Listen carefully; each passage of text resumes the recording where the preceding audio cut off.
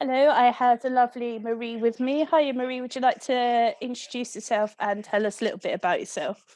My name's Marie Ann Cope. That's the name I write under. I go by Marie Cope in normal life, business life and stuff. Just that little differential, and it's always Ann with an E. Everybody spells it without an E, and they wonder why they can't find me. So, um, a little bit about myself. Well, I was born down south in Marlow, up on the Thames. So I was christened in the church on the Thames, but I've lived most of my life in the north of England. I grew up in Manchester, moving over to North Wales about in 2005 with work. And then I got made redundant, but I ended up staying because I just love the place really. So it's a lot quieter pace of life than Manchester anyway. It's like when I go home to see my parents, it's like, no, don't want to live here again. But yeah, so I'm not one of these writers that's written all my life because I haven't. I did write a short story when I was at school. I think it must have been a task that the teacher set for us, and I'd seen a certain, should we say, shark film that maybe I shouldn't have seen at the tender age I was. So I thought, right, exercise book, coloured in the page in a nice yellow, to beach, severed arm, completely blood dripping out of it. And my version of said shark film. The teacher was absolutely horrified. She rapped me on the knuckles with a metal ruler and told me never ever to write anything like that again. And that was it. I never wrote anything until my mid-20s when I started writing short stories and submitted them for competitions. Didn't get very far, but I did get a couple of stories picked up to be published in horror magazines. And then I went from there really. And it was when I went to a wedding in the early 2000s with my then husband, and it was in a church in Shropshire. And I'm not a fan of weddings, so I was looking all around the place other than where I was supposed to be looking. And there was a stone coffin sarcophagus at the back of the church, which I thought it's a bit unusual in a village church. So I was looking at it, and all of a sudden, these images and pictures and stories started appearing, and that was the premise for my first novel, Bonds. So that's where the novel came from. So do you want to work-wise? Do you want to know a little bit about work and stuff? Yeah, people are usually nosy. They like to know what you do when you're not Yeah. writing, so you may as well. Yeah, why not? Why not? Well, I didn't want to go to university. So after I'd done my A levels and dropped a few, so they couldn't make me sit Oxbridge, which is what they wanted me to do, I went to work for NatWest Bank. Don't ask me why, I can't answer this. I'd always wanted to work in a bank. After I'd cleaned vomit off the cash machine for the third time and off the step, I decided maybe not anymore. But I stuck it out for 6 years, and then I went back to uni full time to do my degree, put myself through to get a business studies degree. And I then trained to become an accountant, which my parents find highly amusing given I hated maths at school and was never very good at it. I said, it's not about maths, it's about common sense and business acumen. Anyway, so I trained with KPMG, passed the exams eventually, but then went back out into industry. So I've worked in the food industry, I've worked in the chemical industry, I've worked in pharmaceuticals, I've worked in telecoms. And about 5 years, I gave it all up and went self-employed. I wish it was to become a full-time writer, but unfortunately not yet. So I now run my own business. I do VAT returns. Really exciting for a living, but they pay the bills, keep the roof over my head, and the writing is what I do. I've also used to teach yoga prior to the pandemic. I'm a trained yoga teacher. Prior to the pandemic, I was teaching, but I've decided to I haven't gone back after the pandemic. There's a lot of things I sort of dropped to focus straight in on the writings. I used to have a radio show once a fortnight on local radio.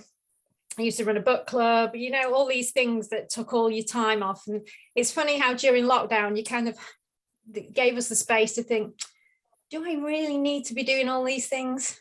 And I just thought, I can't do them now anyway. Good time to drop things and just focus in on the writing really. So yes, that's a little bit about me. Probably more than I've told any other person before. That's amazing. So what drew you to horror, writing horror? Well, I've got a very dark imagination, and I think my dad, he's not so much now, but when I was young, 70s and early 80s, he liked to watch the Hammer films and Vincent Price, Dr. Phibes. I remember sitting and watching Dr. Phibes with my dad. Absolutely, my mum was like, "Don't let her watch that. She's fine," And then I remember watching and falling head over heels in love with Frank Langella, or Langella, however you pronounce it, when he played Dracula, and that was it for me. It was him, it was Dracula, it was the whole character, the whole ethos of the vampires as the, all right, yes, they're deadly, and I like the fact they're deadly, but they're also that romantic, erotic sort of creature, and there's something about it that just captured me, and I think it's just gone from there, really. And that's probably why vampires feature in my first series and stuff, but yeah. So. Okay, so if you were to take out any one of your characters for a meal, who would you choose and what would you ask them? Oh, what would I ask them? Well, who first? God, that's a good one. I think it would be Kate McLean, who was in Bonds Rebound, which is the third book in my series. She is part of the casting crew, which is a highway persons. That's being politically correct. She's the only woman in this group, and I just found her as I was writing her. I was so excited to be writing her, especially because she's got a huge backstory that suddenly came into me, which hasn't gone into the book, which would make a book of its own, really. But it's just asking her what it would be like to be with Jules Carson, who is the main highwayman, because he's not a nice person and she's head over heels in love with him. It's like, why? What is this? What is it about this guy? Other than in my head, he looks exactly like Yul Brynner. Okay. Maybe that's what she'll say to me. She won't, because obviously it was hundreds of years ago, but she might say something similar. But yeah, might be that. But yeah, she'd be the one I'd take out. Which of your characters has been the most fun to write and which has given you most trouble? Oh, now.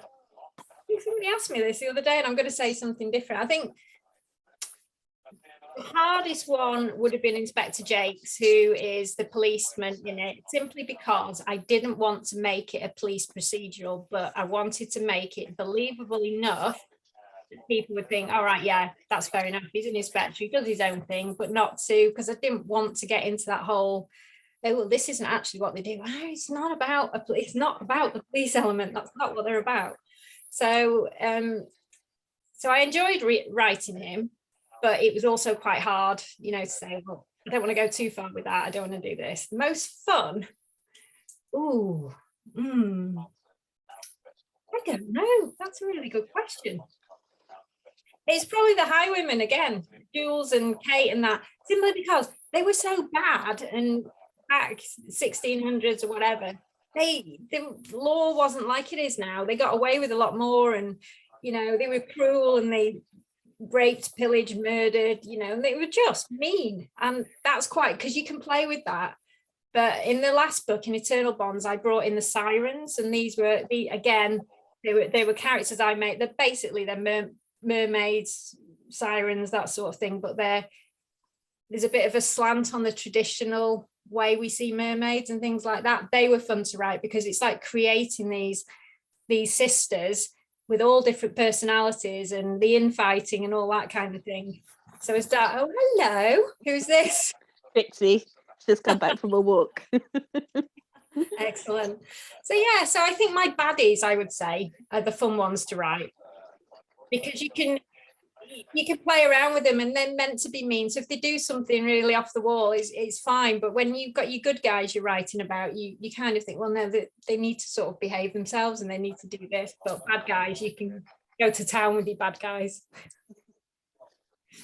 What's the most interesting thing you found researching your books, or what was the biggest rabbit hole you fell down? I haven't done research so far in my books because they are completely made up. And I suppose the rabbit holes you can fall down when you're writing about vampires is there's all these sorts of rules, but the more stuff you read and watch, you think, well, actually, the authors make the rules up as they go. All right, yes, there is the one in theory, daylight, but if you Vampire Diaries, they have daylight rings. So, but I stick to that sort of rule, and it's that picking and choosing which bits you want to keep versus like Anthony in mine, he's cursed to be a vampire, so you can't stake him. Doesn't work, doesn't do anything. You have to break the curse, and only he can break it. So that's how I kind of changed that rule, really. But yeah, crosses don't bother him and stuff like that, but he can't go out in daylight. That burns. Werewolf venom, heart will start killing him from the inside. I don't know how accurate, I don't know how true that is to the rules of the paranormal, but yeah, that's that. But so far I've not researched, because even the place, so Brecon, I've completely made it up, although now you're not allowed to laugh at this, but I used to live in England, so I created this town called Brecon, not realizing there is actually a Brecon in Wales. So I quickly changed the spelling of it before somebody says, actually, that's not there and this isn't there. It's like, no, completely made up place. I've done a map of it. I've done a whole map of the area and stuff. But I think because it's paranormal and fantasy sort of thing, you can get away, you can make it up. It's different. Well, no, I've just changed genres. So I'm just polishing a contemporary fiction novel at the minute. And again, I've made up where that is. I might refer, the characters might go to, like one of them goes to Scotland, to Edinburgh, and the other he goes off to do some work in Cambridge. But the actual place where it's set, completely fictitious. Yeah, I know a lot of authors base their books on real places, but change it ever so slightly, so they don't. Yeah. So they have artistic license with where things are and stuff. So yeah, I don't blame you for making it fake. Well, it can be hard, because I've just been to see I don't know whether you've Simon McLeave, who's a thriller writer who lives in not far from here actually, and so we've got a Carnival of Words on in Wrexham, which is like a literary festival at the moment. So I've been to see him, and people, because he sets his books, his first series was in Snowdonia and his new series is Anglesey. Well, he said, I get messages, well, actually, if you want to get from this place to this place, that road really is not the best road you could use. He's like, I was thinking, no, it's fiction, it doesn't matter. You can't spend 4 hours traveling between things when you're reading a book. It's kind of got to happen. Yeah, I imagine that just goes over his head in a way. He's a nice guy, isn't he? Yeah, he is. He's lovely. Yeah, he's fun to talk to as well. I think the first time I interviewed him, we just laughed most of the time. Oh no, it's fascinating. Yeah. Because I've not read any of his stuff before, but I bought because he's releasing his new series, so I've got hold of the book. Hot off the press apparently, because it's not been released yet. Lucky you. Awesome. I know. That's amazing. That's made me completely forget. Oh no, that's fine. I was saying, made me completely forget what I was going to ask you. But do you have any phobias, and would you write about them? I do have phobias. I have a phobia of snakes. Don't ask me why, because I've never encountered one in my life. However, my mother has. When she was at guide camp, she opened her sleeping bag and there was a grass snake in it, and so she's always. So I've grown up watching my mother's reaction to snakes on the TV, and you're all sat there watching David Attenborough, and all of a sudden the snake comes on, and then your mother screams and runs up the settee and up the wall, and you're like going, oh, so if I see that, I do that, right? Gotcha.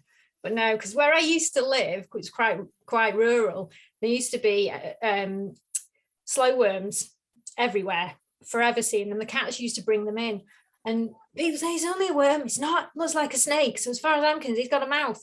It's not a worm. Oh God, I remember coming home and there was one on the patio one day, and I just stood there looking at it, and it had stopped and was looking. I thought, we're not going to get very far, are we? Because I ain't moving till you move, and you're not moving till I move. So stood there for about half an hour, my heart going like this. For goodness sake. So when I write about it, I don't know. I haven't done. It's a possibility I could do, yeah. But I think it's more, I would like to be able to write about it from the point of view I've had the experience of, say, being bitten by one or something like that. So I know the aftermath of what happens. So, but yeah, I think that's my only real phobia. I don't have a phobia. Well, am I afraid of sharks? I don't swim in the sea because of Jaws. Jaws has a lot to answer for. But I do love that film, and the book's brilliant. But I think it's a respect for the sea and what's in the sea and stuff like that. But yeah, terrified of snakes. I've got a funny story actually. When I was in Australia, about, what was it, 2009, they have big snakes in Australia, big deadly snakes. So I was doing all the driving. I remember I think we were in Western Australia somewhere. We were driving down this road and there was this bloody big snake in the road. It was dead. Obviously somebody had run it over. However, as my car went over it, because you had no choice, I lifted my feet off the pedals. I know. Everyone was like, what are you doing that for? I said, snake.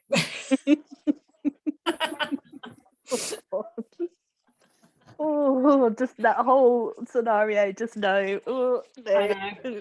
It's when you go to the zoo, because I love Chester Zoo, it's when you go to the zoo and you see the big python curled up in the tank, and I will look at it, but it's when it just suddenly an eye opens and looks at you, you think, okay, bye. Yeah. I know, I'm exactly the same with snakes. I've never encountered one. I've seen, I live in front of hills, so we get slowburns and stuff as well. Never an issue, but they just, oh no. Yeah. There's just something about them. Oh. Yeah, it is. Yeah. I'm glad it's not just me. No, and it's weird, isn't it? It's totally irrational in this country, I think. But yeah, Australia definitely not so much. No. Especially when I'm fascinated by them, especially the anacondas where they just swallow things. And I'll stare at these videos and then I think, yeah, but just imagine if you met that fate and just like, oh, no, never go in there. This is why Australia is definitely not on my wish list of places to visit, because you know there's the spiders and the sharks. I got bitten by a spider in Australia. That it bit me on, I think, because I walked through some hedges and I got the webs on me, and it was on my calf. I didn't think anything of it because I didn't feel it. It was the next day when I woke up, and this thing on my leg was enormous. My mum said, took me straight to the pharmacy, you know, and he just gave me some. Luckily, well, obviously it wasn't a deadly one, else I wouldn't be sitting here. But yeah, so I just thought, you just don't know where these things are. Yeah. Oh, we had a massive, quite a big one in our bath, and I just let it live there for a few days. No, that's fine. You have the bath, it's fine. I don't need it. And eventually I'm like, no, this is ridiculous. But I did try. But I tried to capture it, and then it jumped, and then I have no idea where it went. So, okay. You might have swallowed it in your sleep, because apparently they say you swallow a lot of spiders in your sleep. You'd be surprised. Yeah, is it like average 3 or something? 3, not 3 a night, not 3 a week, maybe. It's quite a few. Okay. I'm wondering whether, because sometimes I wake up coughing and I don't know why, and I'm thinking, maybe that's the spider. Oh no, I'm going to start coughing in a minute. My throat's starting to get scratchy. No one will be going to sleep tonight. Yeah, you'll be awake going, I'm going to kill her. Yeah, that bloody woman. When you started writing, what was the one thing that you were looking forward to doing, and has that happened yet? No, it hasn't happened, because the thing I'm looking forward to doing is sitting on Graham Norton's red sofa with Tom Hardy on one side of me and Hugh Jackman on the other, and Bon Jovi singing. That's really not happened, but that's the one thing I look forward to. That's the dream. Very specific. Yes. There. And I'd have a lovely red dress on as well. It'd be brilliant. Yes. And Graham would just think I was hilarious. It'd be great. Yeah, absolutely. To be honest, if I was sitting next to Hugh Jackman, I don't know how I'd be able to speak anyway. So no, he's gorgeous, isn't he? Yeah. I saw him in concert a few years ago in Manchester. He was and you just like, I didn't realise he used to be on the stage and a singer and all this before he started acting. And for the first 20 minutes, I got my mouth out. I'm thinking, is there anything this guy can't do? He can sing, he can dance, he can act. He's absolutely gorgeous. He's really great to his wife and all this. There must be a flaw somewhere, but I can't find it. I know, you really hate some people, don't you? It's like, honestly, give someone else a chance. Oh, he was amazing though. The concert was out of this world. If you ever get a chance to go and see him, it was just after The Greatest Showman, the big phenomenon, and it was amazing. Oh, it's awesome. Yeah. Yeah, I wanted to go see that, but I can never get tickets. But yeah, I love The Greatest Showman. I've seen that loads of times. Like, I know it word for word, I think.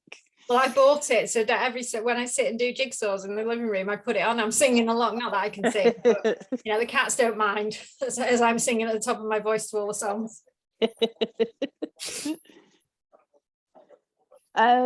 If you're able to spend a day with any author, dead or alive, who would it be? Bram Stoker. Yeah, because I'd say Bram Stoker and Jeffrey Archer, because Dracula and Cain and Abel are my two favourite novels. So yeah, they would be the people I'd want to spend the day with. Yeah, maybe still have a chance for Jeffrey Archer, but you know, if you can get hold of him. Yeah, don't hear much about him these days, do you? Oh no, I still read his stuff because he's released. He wrote a series of novels, Clifton Chronicles. I don't know whether you've read them, which are really good. They're all on my shelf here. You may or may not be able to see them. They're all here. But one of the characters in that was an author, and he created a character called William Warwick. Now Archer's now writing the William Warwick books. So there's 4 of them, which I've got there, and there's another one due out this year. So he's still writing. Yeah, but I love Dracula. Is like I said, I fell in love with Dracula. My personal opinion, even though everybody shouts me down on this, to me, the novel Dracula is the best love story ever written.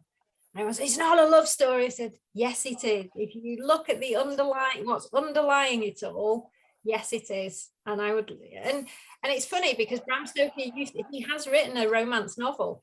When you look into it, I've never read it. I don't even know whether you could even get hold of it if you wanted to. But yeah, so it's quite interesting because I've taken the genre I'm moving into is contemporary romance, albeit the characters, it's not happy romance. The characters have got they've got past that they're moving away from and things like that. So I call it issues-based contemporary fiction. Yeah, I thought, and when I found out Bram Stoker wrote a romance novel as well, but that's interesting. I didn't know that either, and I love Dracula. It's one of the books I was made to read for my A-level English literature, and it was one that I actually was glad I was made to read because I loved it. So well, I've got a big illustrated one here, and I've got Bram Stoker's diaries and all sorts here. So that's my thing. And the Bond series, now I never said, after I'd written the first one, people said, oh, are they going to get together again? I went, no, don't you know anything about me? No. But now I've written the series, people have said to me, you do realise this is actually a romance. I said, no, it's not. But it is, it's just a slow burn. So across it all, yes, it is a romance across the time. So I just thought, actually, yeah, when you step back, I have. I've written it. I never thought I would, but I have. Have you made lots of author friends since you started writing? Yes, I have. I'm in an indie author group online, but I've not been on the calls for ages because they seem to write prolifically, and it takes me a couple of years to write a book because I'm so OCD about everything and needs everything to be perfect.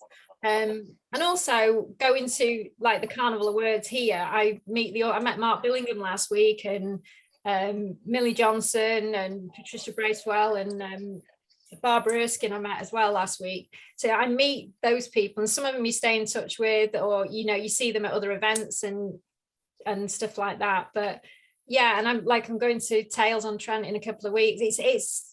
I started doing these author signings before the pandemic and went to a few, and now you do see familiar faces when you go to them.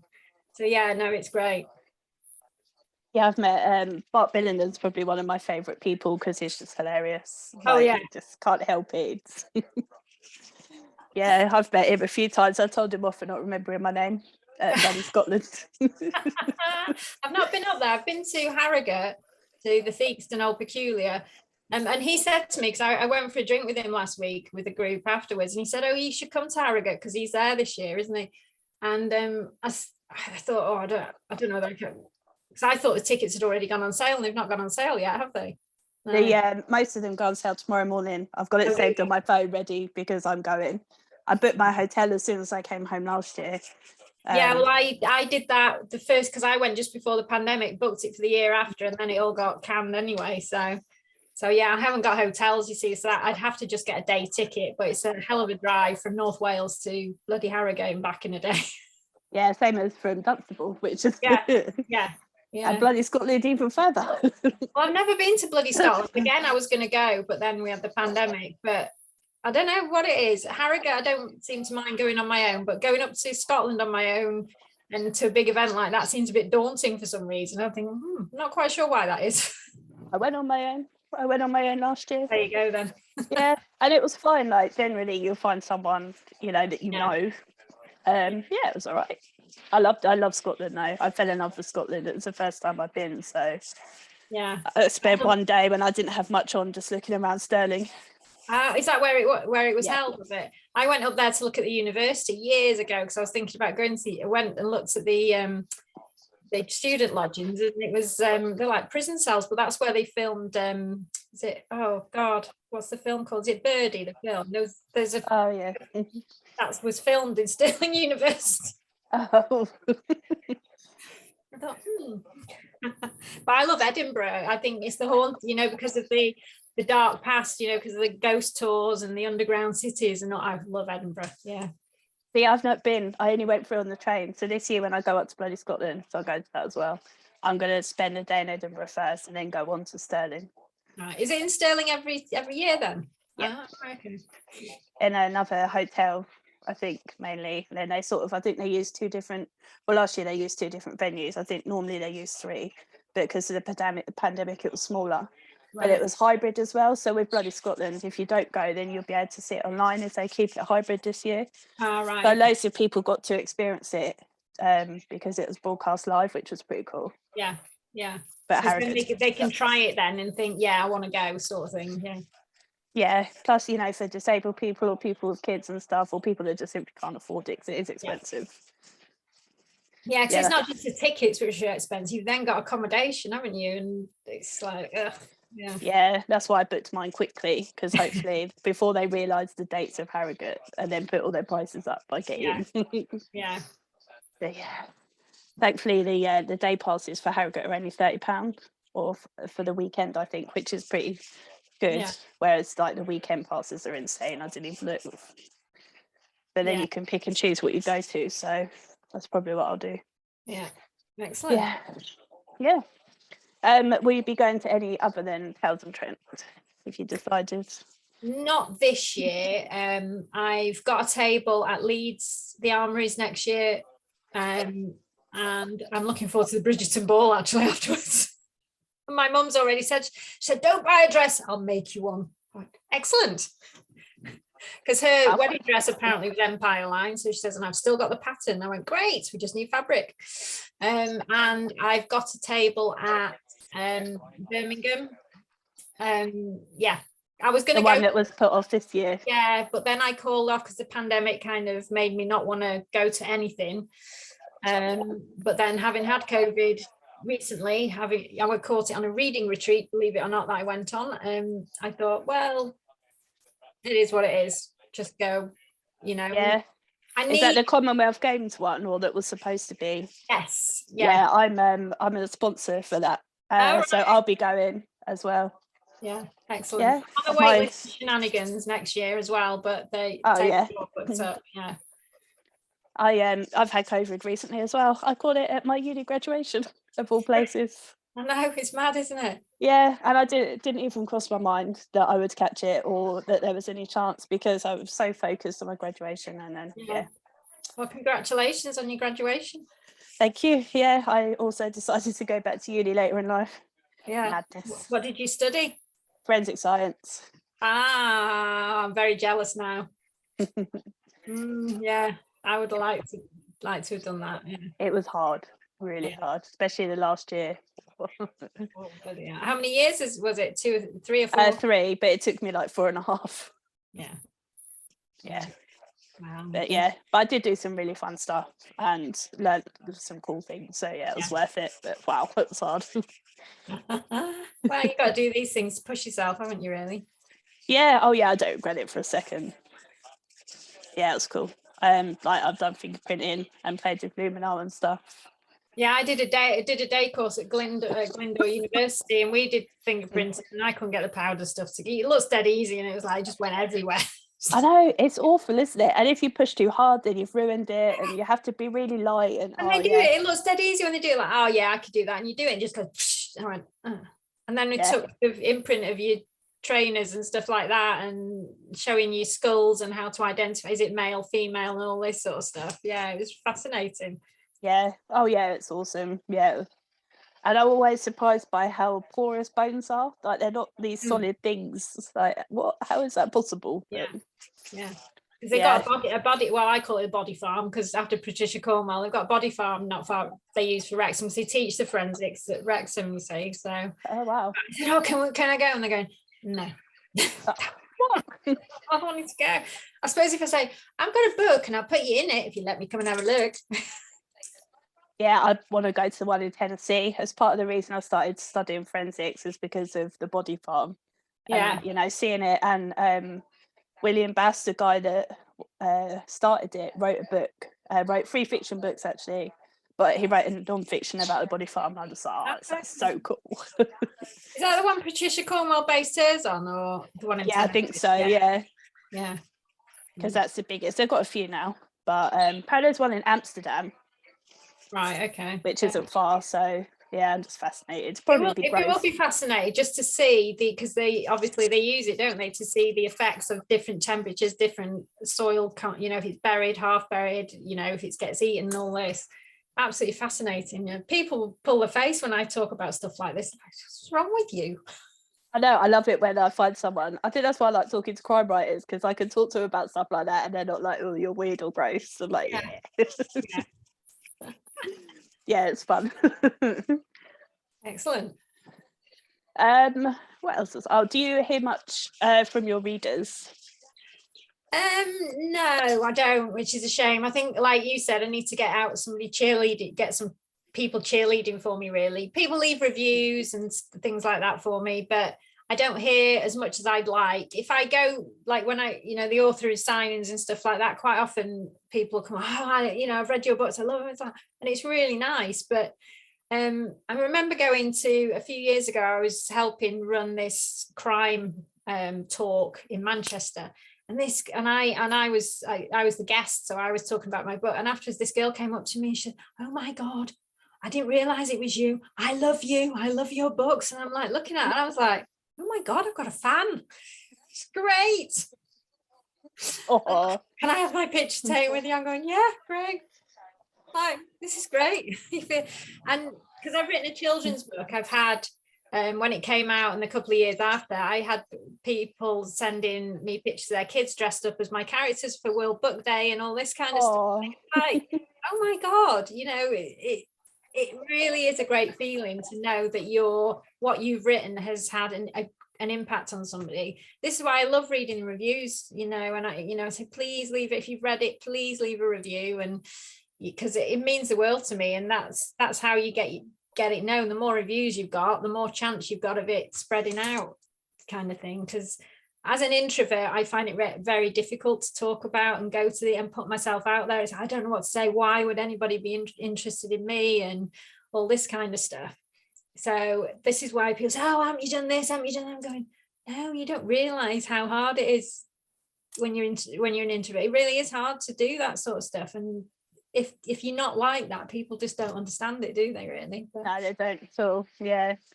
I mean, even when I started doing this, I was really shy and no one believes me and everyone laughs, but I was. And the thought of doing this was horrendous. Like, what on earth did I volunteer, which I did, to do this? And I used to get really nervous, but now I love it, so it's fine. But yeah, the thought of being on camera and people watching this, it's like, oh no. Yeah. I never watched them ever. I never watched them back. I do them and they go out and then that's it. And I don't edit because I couldn't possibly bear the thought of going through it again to try and edit it. So I always say to people, it is what it is. I'm not editing it. Tough. Yeah, no, I'm the same. I don't like watching myself. I'm not a fan of having my picture taken. I get really, I'd rather somebody, oh, you got to have your pictures. Do it when I'm not looking. Just take those candid shots. But, otherwise, because you just do these cheap, like going the Carnival of Words. I've got to have my picture taken with Mark Billington. He had his eyes shut. I've had a picture with Simon McLeave today, which is actually quite good, and all the others, and I'll post them on Insta, but I don't want to look too closely because I have this habit of zooming in on myself going, oh, you could have stood straight, you could have done this, no, just post it, it doesn't matter, nobody cares. Yeah, not too bad. But my two school pictures at the end of middle school, the end of upper school, are both. I think one of them I was flicking my hair, so I looked stupid, and the other one I'm staring at the boy next to me or something, so I look stupid. And like, they're staying forever. And honestly, what the hell? But there we go. Never mind. Yeah. I can easily spot myself because, like, my high school one's like this long, and I know me because I'm the only one that's not facing the camera, basically. Honestly. Well, I used to always get a cold sore whenever it was time for school photos. I would always get a cold sore, and my mum used to be like, "What is it with you and cold sores at this time of the year?" I said, "I don't know." Oh So man, yeah. Turn away. Try and turn away so we don't have your cold sore on the face. Thanks. Yeah. Oh dear. Okay, so some silly questions before we finish. Who was your first celebrity crush? First celebrity crush. Oh, it must be Frank. Well, Frank Langella. There you go.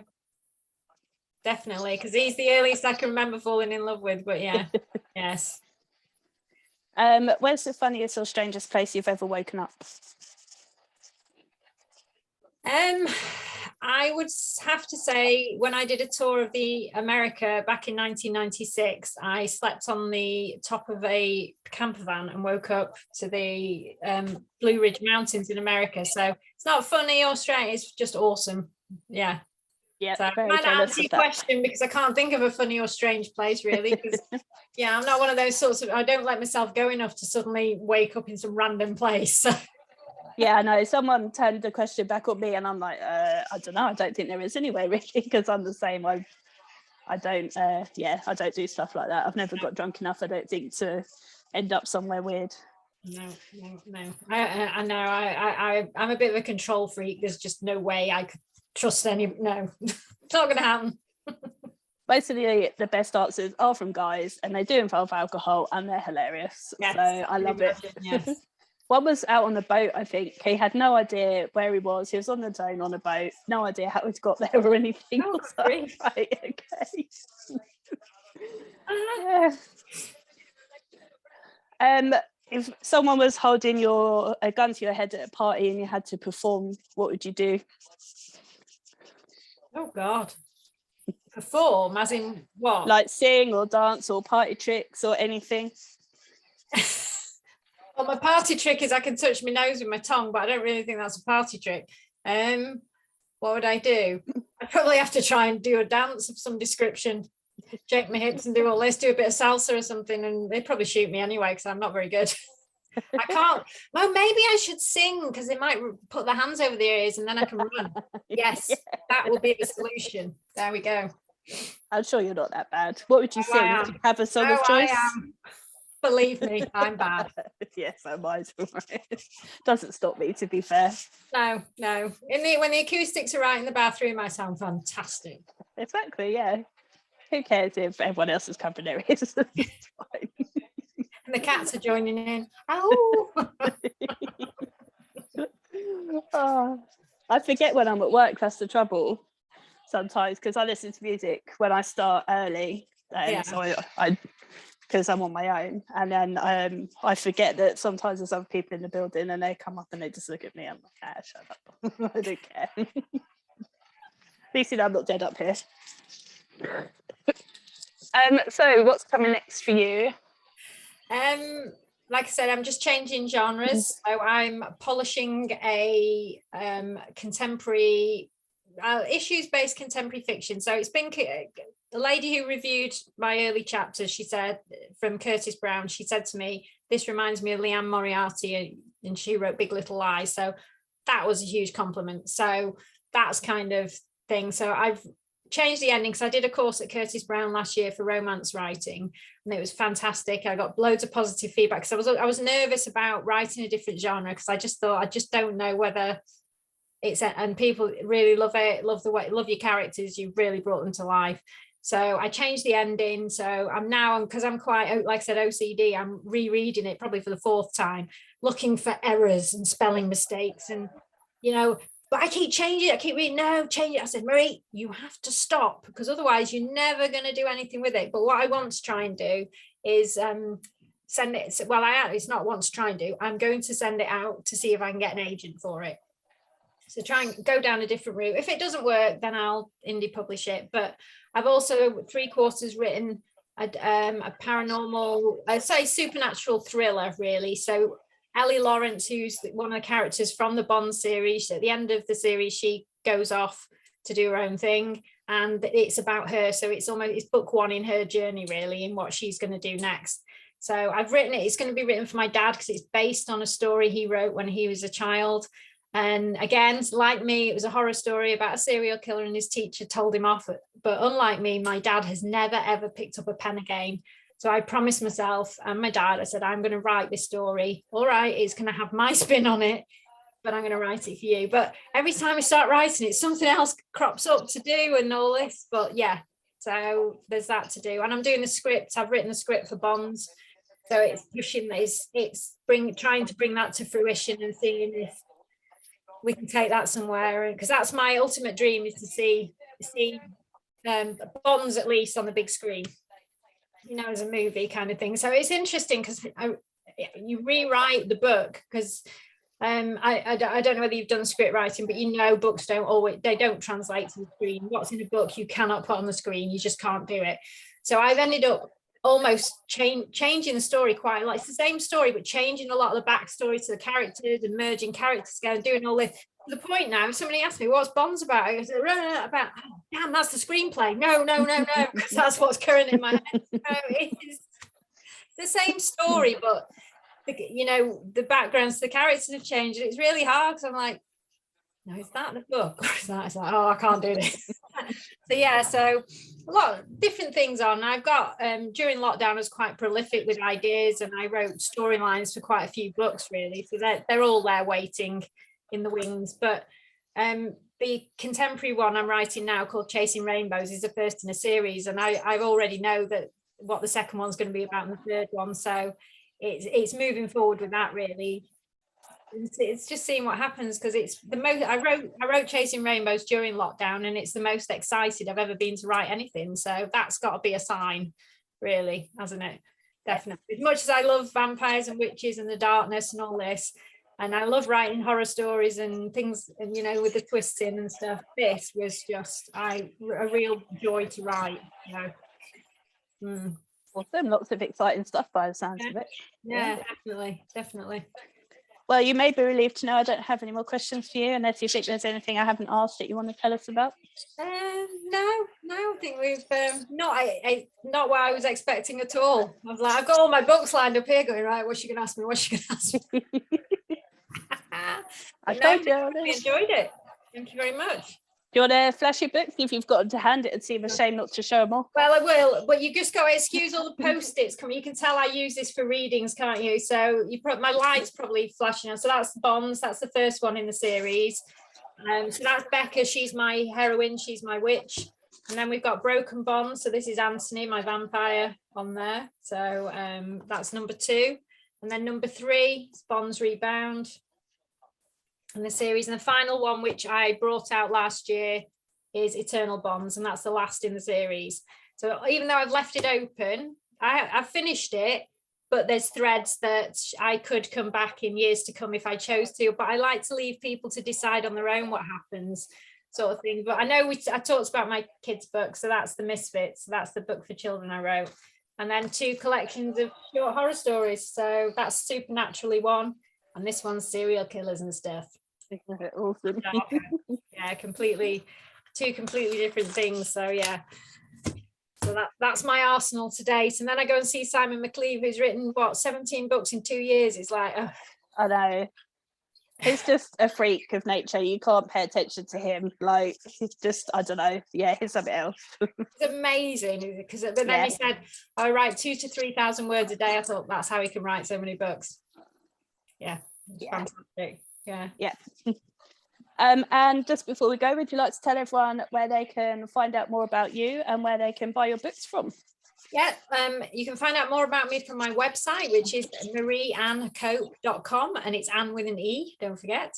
Everything about my books are on there. The links are in there, but if you want to just go straight to Amazon, they're all on Amazon in paperback and Kindle format. Brilliant. Well, thank you very much. Well, thank you for having me. I really enjoyed it. And I look forward to seeing you a couple of weeks in Stoke. I know, 2 weeks. No, it's not long to go. I know.